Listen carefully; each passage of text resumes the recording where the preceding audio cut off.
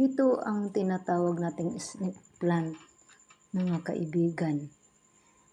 Maganda ito panggamot sa mga natinik niyong mga paa ng pako o aling parte ng katawan na natinik ng pako o yero o anumang mga rusty na mga bagay nakatinik, nakasugat sa inyo.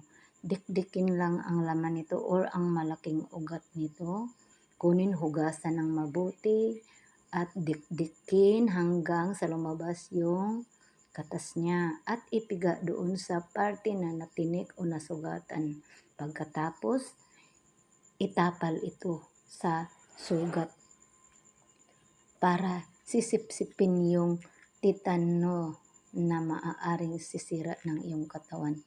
Sigurado ito mga kaibigan, gagaling ang sugat niyo, sisipsipin ito ang titano at anti-titano ito. Hindi na kayo magka-titano kahit ano pa yung pako, may rust pa yung mga pako at yero nakatinik sa inyo o nakasugat sa inyo.